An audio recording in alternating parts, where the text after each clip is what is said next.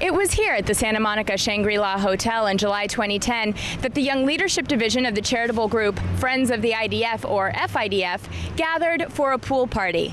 They soon learned, though, that as Jews, they were not welcome. Rather than accept this behavior, 18 of the FIDF attendees sued the hotel and its owner. It's taken 2 years and a 3-week trial, but the verdict is finally in. The FIDF Young Leadership Pool Party had been booked in advance and was held to raise money for the children and siblings of fallen IDF soldiers.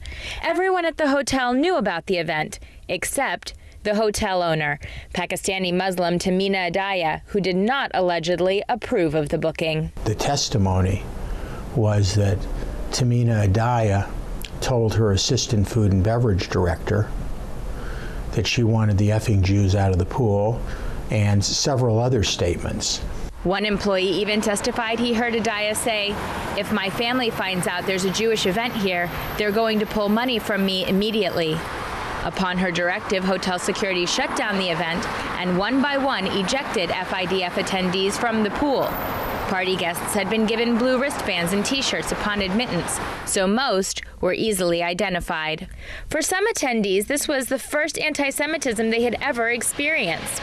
For others, like Alex Litvak and Lou Sokolovsky, who grew up with anti-Semitism in the USSR and came to America for a better future, the experience was shocking and brought back old memories. And my own reaction, oh my God, that just happened. We still cannot use pool, we still cannot have drinks, and we cannot have any banners. Every effort was made to make us feel unwelcome, to make us feel quarantined, to make us feel like outcasts. It was shocking and appalling.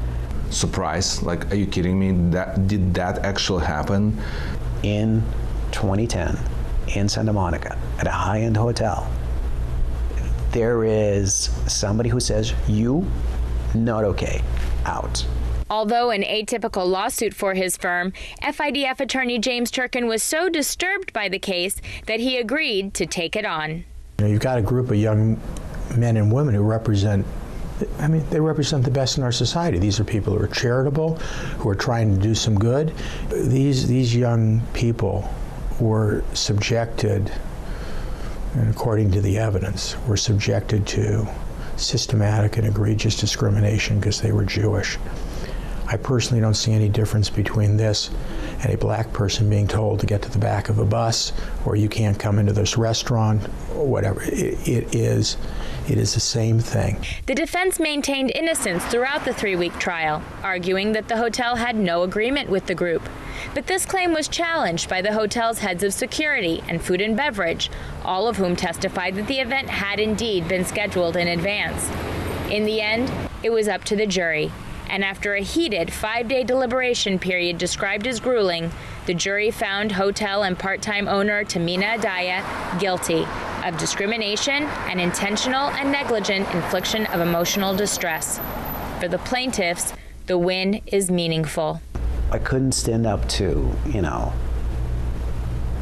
the bullies of my childhood. My parents couldn't stand up to the people that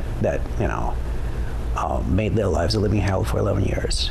But I could do this, and it was important for me to do this, to make a point that what she did was not okay, and that she was not going to get away with it. The plaintiffs have been awarded $1.2 million cumulatively, and punitive damages exceed $400,000 plus legal fees. Many of the plaintiffs have said they will donate any money they receive in order to transform this negative experience into something positive, saying that as a group, they didn't pursue this case for financial gain, but rather to hold Adaya accountable for her actions. The defense has said it will appeal the ruling. For JN1 in Los Angeles, I'm Lara Berman.